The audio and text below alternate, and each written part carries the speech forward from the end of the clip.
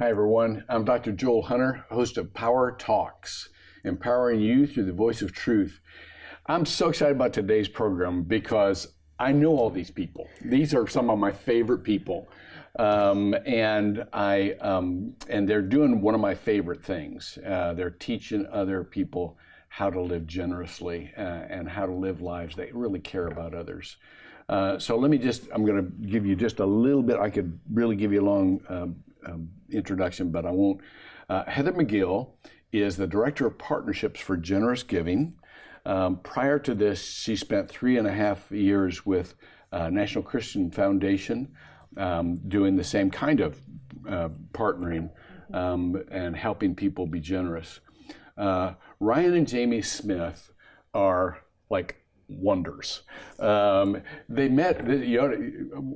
I wish we had time to hear how they met. They met at a cheesecake factory where Jamie was waiting on Ryan. But since that time, they have been unbelievable, successful business people. They are the married partners of Elevation Capital Group, and part of what they do is a niche kind of community building with manufactured housing communities and self-storage, but like $500 million in accumulated value. I tell you that not to brag on them, but because that's going to come into the later part of the interview. But they operate in 30 states. They're just like a national, and they're expecting their fourth child. And these kids are the cutest, brightest. Anyhow, I told you I know them, and so I want to, and I watched a couple of them grow up, and so I'm thrilled to have them here. Heather, let's start with you. Tell us about Generous Giving. Tell us what is the objective of the organization and how it operates and that kind of stuff. Yeah. Well, first of all, just so excited to be with you. You were part of my early spiritual formation, so it's real full circle. But yeah, Generous Giving is basically a biblical generosity discipleship ministry. And our mission is really to share the message of biblical generosity in order to grow generous givers among those entrusted with much. And so we primarily do that through creating a safe, no-ask environment where peers can come together and have a conversation around the topic of biblical generosity.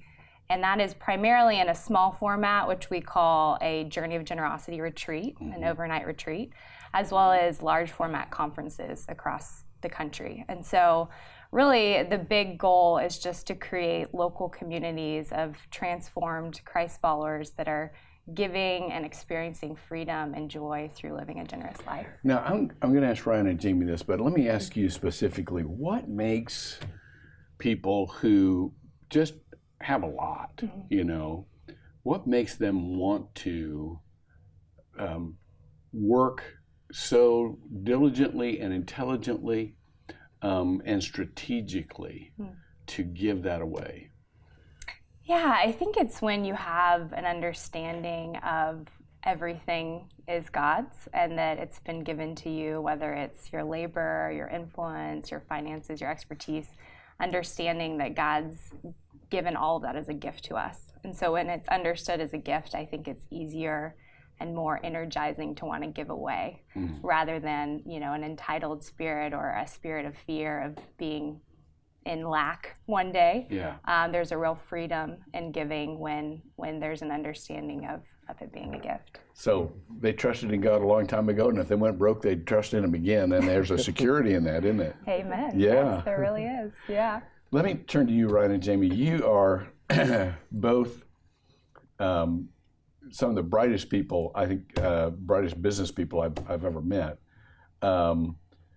Was that usually you marry kind of your opposite, and both of you are like business gurus. How does that ever cause any, no, I think this is no, I think this is a better idea, or do you automatically fold, Ryan? You already know the answer, and you led me there. No, I think it's been a wonderful partnership because we're very similar in a lot of ways, but we're different in ways that I think are necessary in strengthening and And we definitely have differing opinions on things, and the outcome is better because of it. So it's been a lot of fun to build something alongside Jamie, and we love what we do.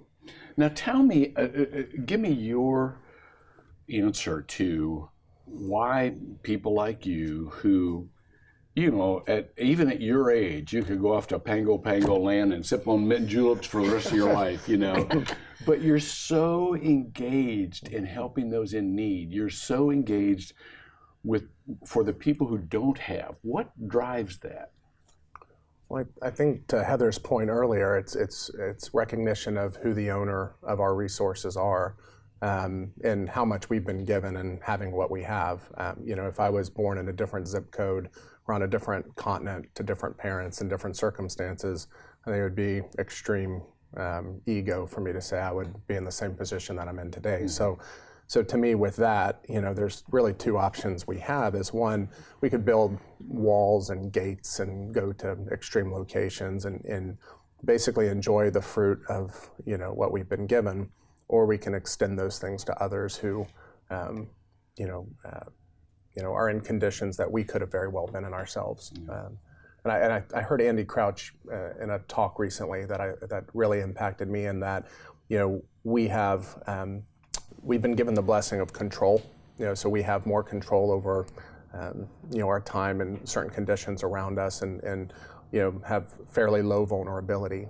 There's others who have less control and more vulnerability. Mm-hmm. And what Christ did on the cross was the extreme example. He had absolute control and zero vulnerability, and he gave up control and was vulnerable for our benefit. So I think that's a model for what we should do for others. Mm-hmm. Well said. Jamie, I know you're a part of a group of ladies that get together. Tell us about that group of ladies that kind of have adopted, or there are probably several groups by now. Mm-hmm. And Heather, you probably know about these groups as well. So tell me about how people are getting together for the purpose of helping someone who is vulnerable or somebody in need. Absolutely, and really Heather was incremental in the first group of 12 that was formed here in Orlando. And it's a group of 12 local women that have decided to link arms and give locally. And so it's a beautiful concept of really utilizing these resources that have been gifted to us, really understanding that concept, that it talks about in Luke, to whom much is given, much is required. Mm-hmm. And so really responding to that call with an excitement around giving and doing and sharing, not necessarily, certainly not from a perspective of earning heaven, but because heaven has already been given. Mm-hmm. And so coming together with these 12 women on an annual basis, and all of us contribute an identical amount. So there's one significant sum that's given on an annual basis to either one woman or two women. And the goal is to give a gift in a way that is life-changing and impacting. And so over the last couple of years, we've been able to do everything from purchase vehicles, which would be the gift of transportation, which can certainly be the difference in someone graduating from college or not. Housing, I know affordable housing and homelessness is a passion of yours. It's certainly a passion of ours as well. And last year, we were able to come alongside a woman and help her purchase her very first and own home, so a single mom of 4. Mm-hmm. So it's a joy and delight, and we do it on an annual basis. And like you mentioned, there's several more groups that have been formed and even more that are forming. Well, that's so. Heather, further that conversation just a little bit, like how often does a group like that keep in touch with the person? Is there an appointed person who does that, or the whole group try to do that, or how does that work mechanically?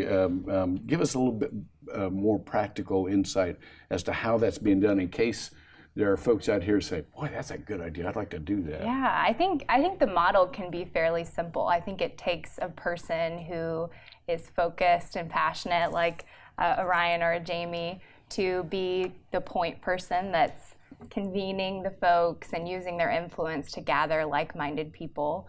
And I think varying groups meet different amounts of time, but 2 times a year to present different opportunities that the Holy Spirit's placed on their heart or in their space, and then be able to come together and vote or decide collectively where to give that gift. Yeah. And so I would say that's kind of, would you add anything to that? Kind of the overview. Yeah. The 12 is just a significant biblical number. Sure. And an idea that giving together is, in that kind of a number, would allow for a greater impact in somebody's So life. it's not like a highly rigorous organization where you get together once a week and somebody reads the minutes and you pass motions and all that kind of stuff. Very, very low commitment, actually. That's something we've kind of made as an incremental part of the group. Is it's really, you meet once in the spring, or at least that's the format so far. It's a 90-minute lunch in the spring and a 90-minute lunch in the fall. And like you pointed out and you highlighted, there's one point person that really runs with it. So it's a very, very low commitment, high impact type group. Yeah. Yeah. Now, you've got to ask, how are these folks chosen? How are the recipients chosen? It's a great question. The 12 women in the fall meeting, so we come together and we come prepared to present on a potential recipient. So all 12 women could come and have a specific recipient in mind. Some women will come and say, you know what, there's not someone on my heart right now. I know one of my girlfriends is going to present and I want to come behind that. But really in the past, it's been such a simple process. There's been a few candidates presented from a personal relationship or contact or referral from within the group, and then the whole group has really voted, and ironically there's never been any type of dispute. It's oftentimes unanimous or very, very strong in favor of the recipient. I love that. I love it because, first of all, if you make it formal and there's a bunch of applications and all of that kind of stuff, that just kind of depersonalizes the fact that it's someone who someone already knows. It's on a relational basis. That's so much more like, God chose us. It was a relational basis, and he chose us for relationships. Let me ask another type of question. Ryan, you travel all over the country teaching those who want to enter into business how to become successful and how they can best leverage what they've been given in order to be successful, both personally and financially. Could you kind of define success for us? When you're helping somebody, what do you hope for their lives? Good question. It's a really tough question because there's two contexts. There's the earthly context, and that is kind of at odds with the mission of generous giving, which is to earn and keep and hoard. And but for me, I think part of any successful business is starting with the end in mind and working backwards to present activity. So as a believer, I think there's a different context. I think, for me, my goal is to one day hear the words, "Well done, good and faithful servant," and not for just heaven. My goal, I'd love to be allowed to go to heaven, but the point in the whole thing is, I had a friend of mine years ago. He said, "Would you love and follow Jesus if heaven wasn't promised?" And ever since, that's been a challenge. Do I just want to do all this for heaven or for Jesus? And I hope one day I'll have the right answer to that question. But the point in that is, I think that question, that end goal, informs what we do and how we do it, and allows us to have open hands in the earthly context. And it's puzzling to people who are, I think a lot of people say, well, why? It doesn't make any sense. Well, in that context, it does, I think. Well, Heather, let me come back to you, because you deal with people and you see people in your organization all the time who they've got everything, including heaven. Jesus promised, so we're taking him at his word. Could you tell us the story of somebody who or you've seen go through these groups where it made all the difference in the world to them that they could give to somebody and make somebody else successful, or make such a difference? Like Jamie was saying, we just give this one significant gift, but it makes all the difference in the world in these lives. What happens to people like that? Can you tell us a story? Yeah, that's a great question. There's so many stories, and over the 20 years of ministry with Generous Giving, the story that just pops in my mind, because the primary purpose of our organization is really to just create a bridge to have a conversation about a topic that's typically taboo, which is, finances and giving. And so oftentimes people will come to That's the third thing, by the way, you're not supposed to talk about in polite company. Religion, politics, and money. Yes, exactly. Yeah. So, you know, what's fascinating is that a lot of people will attend one of our experiences, and it would be hosted by somebody like Ryan and Jamie, and they would invite their friends in. And oftentimes they come just because they trust Ryan and Jamie, or they trust the host and the convener, and yet they don't really know what they're about to encounter. And so these experiences, you know, provide an avenue to have those kinds of conversations. And one woman in particular, a story that I was recently told was she attended, and one of the first questions in the experience is, why are you here? Why did you show up? And she basically said, to be honest, my husband said we were coming, and I don't really want to be here, but I just don't want another thing on my plate that I'm not doing well. Like, I don't want to be told another thing I'm not doing well in my Christian walk. And over the course, the facilitator of that conversation affirmed her for her vulnerability, and then said, let's circle back at the end of the 24 hours and just see how you feel. And by the end, she said, okay, you got me. This is so different than I thought. This is a life-giving message that is moving me from a place of fear and anxiety and discontentment into realizing that I have all things I need in Christ. And now she is deployed and is excited and passionate about bringing other influential people into the conversation and helping them consider what it could look like for them to be servants with their resources rather than consumers. You bring up a point that's really a strong point, because all of us have this natural guilt complex, like, oh man, I've got so much, I shouldn't have so much, or I'm not doing this well, I should always be doing more. I mean, we have these conversations in our own heads, and they're not coming from the Lord, the Lord's, it's coming from the enemy who's always accusing. But Jamie, let me ask you, you just seem like somebody who is so joyful and just at peace with the life that you have. I don't know which way to go with this question. Let me try both ways, and you choose. Okay. Do you ever struggle with guilt for how much you have, or B, are you at a place now where you just go, no, that's not really my deal. My deal is just trying to figure out how to help other people. I'm not really struggling a lot with guilt. It's an interesting thing to think about, because I do think, to your point, the conversations that we can have inside our head sometimes can be not productive. But I do think, when I look at it, knowing where I came from, as a little girl, my mom was a single mom that raised 4 kids on her own. So we came from very, very limited resources. And to be in a situation now which is extremely different than what it was, it's been a fascinating and really rewarding journey. So I do think there's been some freedom in that, kind of taking that walk. And I do look at it as, the Lord's given us a specific set of skills and opportunity, and it really comes to me more like stewardship.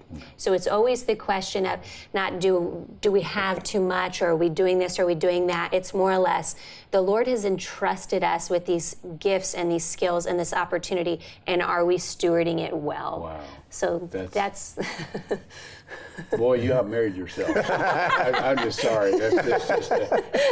Let me come to you though, Ryan. Again, just from the get-go, I watched this young man grow up, and in high school, he had a business, and it was a computer business. And I did another interview on a show I had a long, long time ago. He was a really good baseball player, and so I wanted to talk to him about that particular career. He threw me a ball at 500 miles an hour and risked my life. But even at that time in high school, you were a significant business person. What have you always just been wired to? I mean, I don't think you've never, in my experience, been a greedy person. It wasn't about the money. It was always about, trying to achieve something. Or tell us about, where does all that come from? I think, just speaking for me, I'm a curious person, and I really like people. So I always try to solve problems that I see people have. So as a young person, I would see people struggling with certain things or in business, and so I sought to serve them through a software application that may remove that problem. So I like to tinker, I like putting puzzles together, and I like people. So our business today is very much an evolution of that. We deploy individuals' capital to solve a problem in a way that produces a financial return. So for us, it's affordable housing. So we provide really nice places to a lot of people for an affordable rate. And so that's a fun puzzle to put together. This is by the way, as many of you know, in Central Florida, affordable housing is probably our largest community problem right now. And so I'm praying that these two can really help us as we go into the future. It's going to take us a while to prep to go to scale on this thing, but that again begs another question. All of you have been successful because you've listened to people long enough to know what their problems really were. We think we know what people, but nobody's successful who really hasn't listened to people and what they're really trying to accomplish. Heather, as you have listened to the folks that come in and out of these journeys to generosity, I didn't get that right. Journey of generosity? Got it. Okay. That's it. I've been to one. I just can't remember the. Oh, I know. No, just can't remember the title. But as you listen to these folks, what are the needs that they have that you guys are answering? I think the need is a safe place where people can kind of hit pause and ultimately listen to the Holy Spirit and what He's saying through His Word. We tell stories of people living generous lives today through short videos, and we have conversations. So it's very non-prescriptive. And a benefit of our organization is that we never make a financial ask. So it really creates an environment where there's no catch. And that's a rare space in today's world. It really is. And one of our lines that we say frequently is we don't want something from you, we want something for you. And really we don't know what the Holy Spirit wants for you, but we want to provide a space where you can listen. That's so great. That's both the space for not being approached, because these are folks who have a lot, so they're used to being approached with a lot of asks, and the space in a schedule. Usually people who have accumulated significant means have been busy out of their minds, and so just a space where you can have the time to pray, and that's really key. Jamie, we've got about a minute left here, but you grew up, I think, kind of like I did, raised by a single mom, didn't have a lot,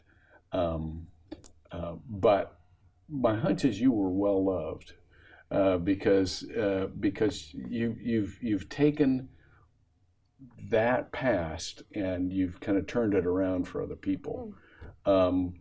Is there something in your past that you can kind of point to that says, this really helped me out. Those challenges really helped me out, be the person I am today?